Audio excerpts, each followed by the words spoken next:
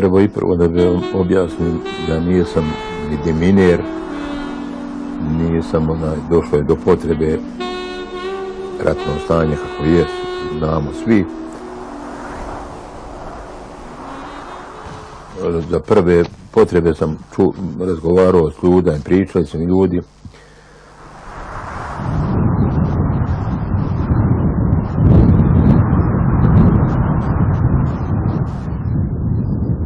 Šta su mine, kakve su mine, kako se djeluju, kako ubijaju, kako uništavaju.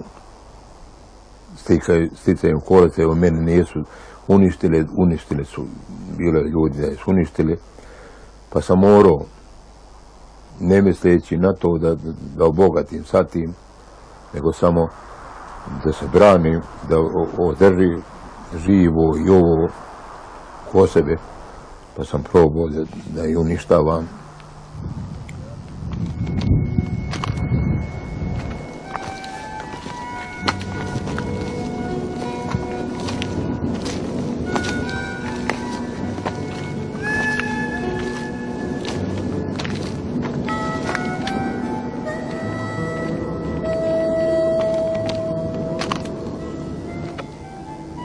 Kad bi ja o tome pričao, ispada malo da je to smiješno, ali nije.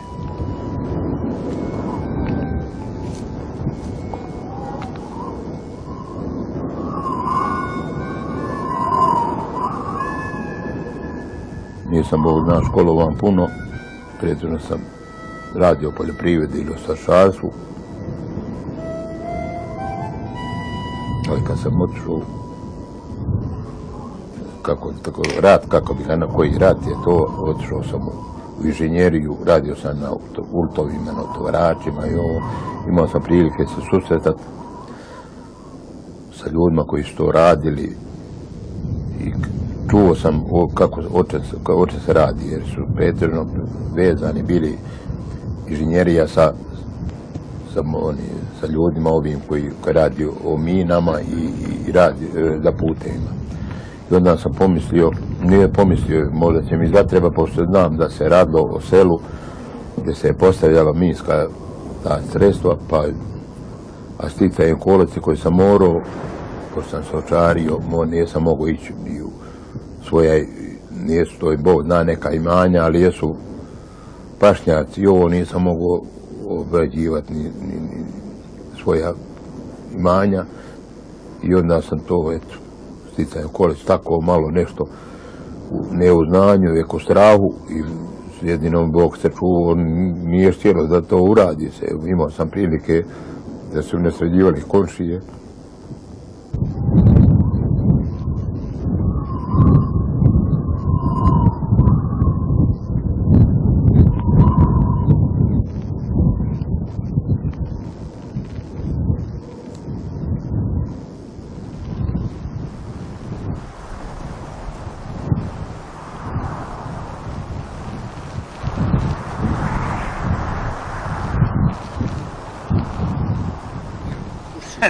Ne, to je.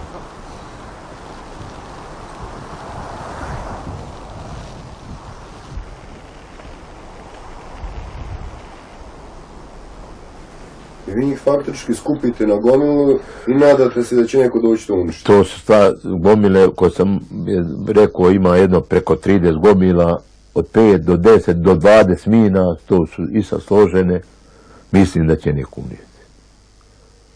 Ja sam prilično, ne bih rekao da sam juturom, ali jesam tu i tamo, možda će ostati oni neuništene i možda će nekad neko naći i možda nastradati. Jer opet je nestalo u svemu ovome, ima ostalo, ako ništa ovaj opaljač koji mora uništiti prstave ili udariti čovjeka u glavu da nastrada. On nije 100% ubojito, sad momentalno lijes opasno.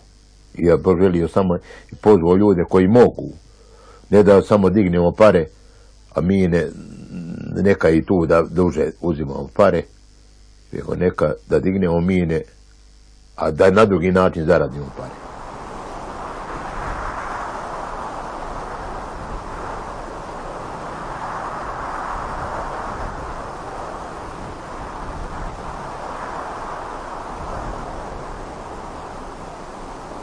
sve su bile iste. Svi su bile sa strahom, sa nezgodama, ali mi je bilo jednom najteže. Ne znajući, tada nije bilo ni strašivo, niti je bilo za stoku, Bog zna, nešto loše. Ušao sam u Minsko polje, gdje je bilo, sve je bio promjedan. Ja sam i njih vidio, ušao stoka tamo, ona je jednaka i na nagas i na potes. Ja sam presjecao kamenom silkove da bi ostvario da li se dodesilo, ali nije nijedno palo. Svaka je mogla. Nisam ja ništa tu mogao spati. Prvo sebe nisam mogao spati, ali sticajem okolnosti da se tako desilo.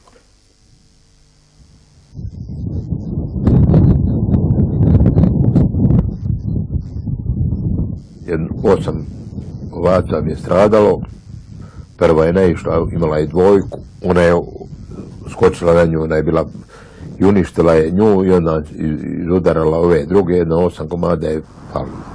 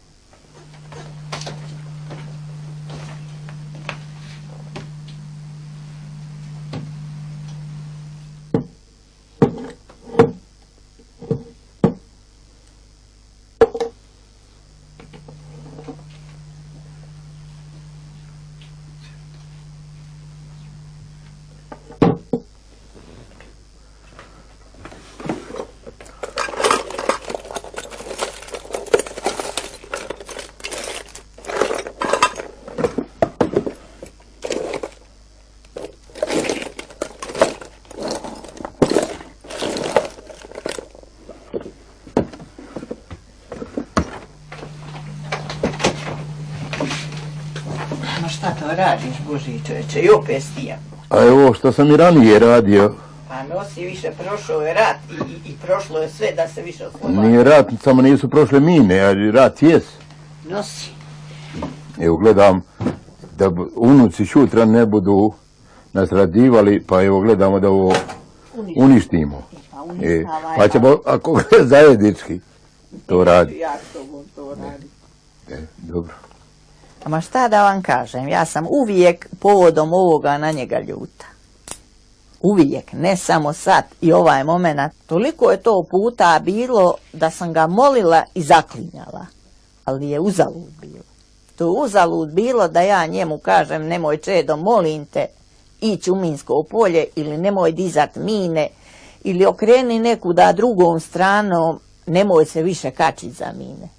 Ali on nije ume vjerovao, nego i dalje nastavljao i nastavljao i eto, Bog ga je dojutro sačuvao, a koliko će trajat, još se ne može reći 100% mine su dignute ili mine su uništene.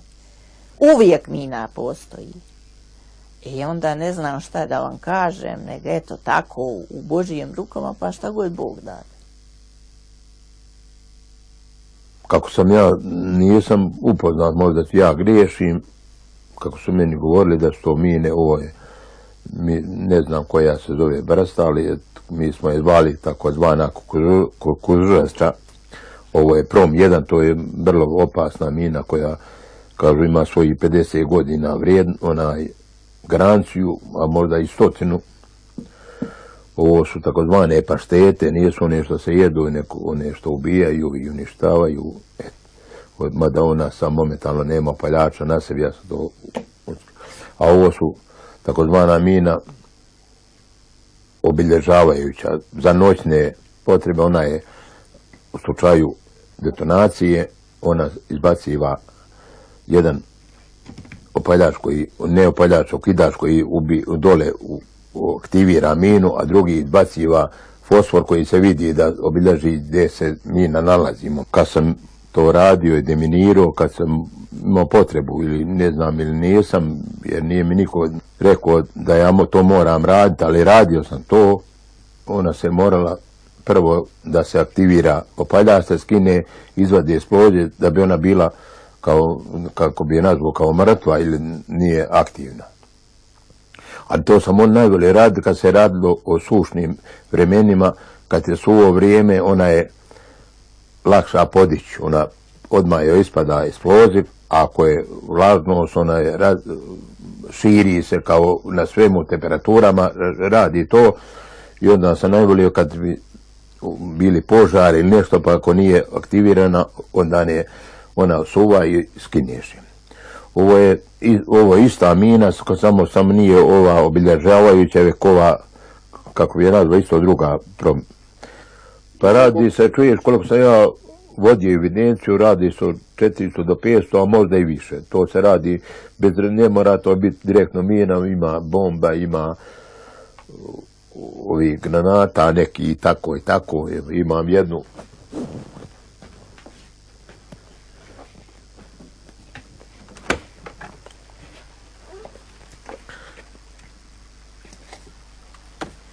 Jedan imam i ovi veći suvenir, nije ni ovo malo, ovo je ostavio neko, ja nisam to tražio, i ovo je, ipak je to, i takvi sam nalazio i još ću vam jednu ispričat, koja ne znam, ne bi trebao je ni objavljivati, zato se radi možda o ljudima koji, nedavno sam bilo ovdje demineri, to je stvarnost. Ja donio jednu granatu, to je bilo od BST-a. Ali se nije radilo zbilja u njihovu krugu deminiranja da ovo uništite. Nemojte, kaže, to donositi ovdje, šta je u pitanju, moramo mi, kaže, uzeti. Pošto nije u našem krugu, moramo pozvati ko će uništiti i moramo platiti 500 maraka za uništavanje. Sad nas koštaju, oni sad mogu, po mome, mogu dizati mine, a prenositi, ako je nađu, prenesu u drugi krug, da ne bi platili nekome da je uništi. Jer ako platimo auto, dok platimo, meni doslovno kaže, dok platimo auto, dok moramo platiti 500 maraka. I nemojte, ja sam vratio i sad da je ona neuništena. Strašno, strašno je živjeti, kad uvijek misliš kad ćeš na minu nagaziti.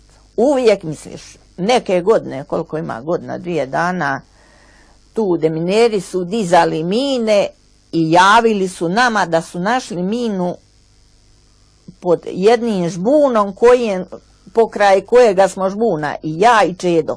Bog zna koliko puta prošli. I onda nikad ne možemo reći, dignute su 100% i nema ih više. Uvijek ih ima. Ja niko ne osuđujem, niko me nije vodio tu, niti me nije naređivo niko da ja idem u minska polja, da idem toliko, samo što je potreba, što mi je bilo 300 do 400 metara od kuće, da izvine nisam mogao ni WC, daljni, da nisam morao u minska polja. Ja ne osuđujem nikoga, samo osuđujem one, nas je nastradalo možda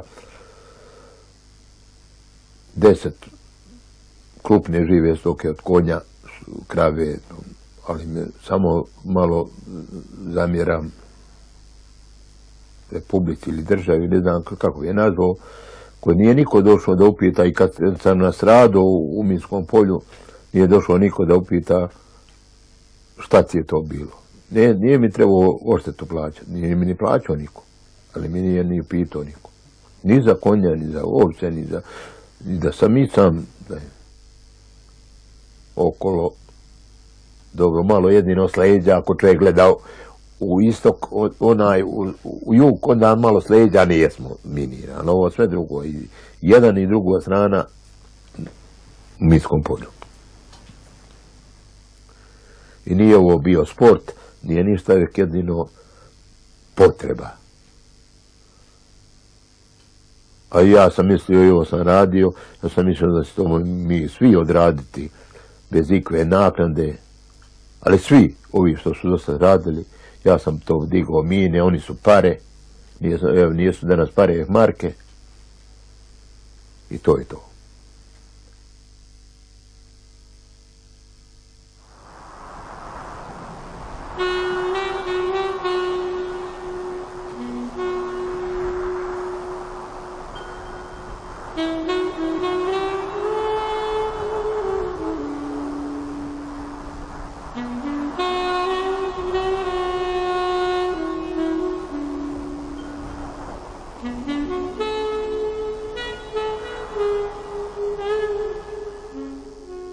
Imam malo stočari, pa odem, pa pređem minska, išao sam, i preko dana sam prelazio 4 minska polja. Pređem jedno minsko polje i odem preko drugog minskog polja, to je, ajde kako bi nazvao, te vojske koje su bile. I vraćam se opet, pređem njihovo minsko polje, pređem naše minsko, znači 4 puta idem u toku dana preko minskih polja. Neđe nađeš, neđe skineš, neđe preskočiš. Neke godine sam ja našla jednu minu, ovu ja je zovem opačija, ova što je i nagazna i potezna. Iza deminera možda nekolika metra udaljena od obilješke. Kerovi su počerali zeca, ja slučajno da povirim, da ne bi mi poplašili ovce, ja sam došla mini i stala, nijesam znala naprijed poći. Kad sam je viđala, samo sam se nazad povukla nekolika metra i onda zaominula iza toga žbunića, a gorjelo je tuda, ali i tako se je viđala. I sam obilješke stavljala na svaku stranu da kažem gdje sam je našla. I poslije toga Čedo odšao i tu je digao minu.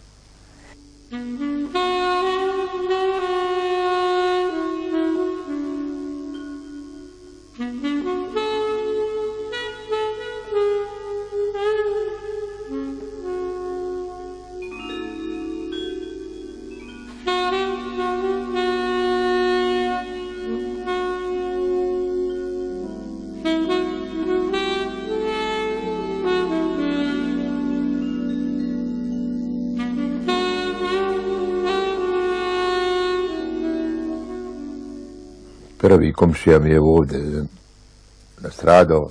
Ja sam tu dan prošao makar 100 puta tim tragom. Možda se radi u metar ili 5 da sam ja prošao, a eto je njem pokoj duši. On je naišao i stoku smo čuvali, naišao i nastradao. Selo je takvo koje je za par godina umrlo. Ali će u prolazu, da li će to biti lovac, da li će to biti prolaznik. Kogod će ovu minu nađe na ovaj način, on je neslo. Ko ovu nađe malu, kažu da je ranjen, invalid. Ko ovu nađe, more biti i taki, ili pokojnik, ili... To sam otprilike sve to pričao, a vi što možete da učinite na tome, da objavite nekome koji more utjecati na to, eto.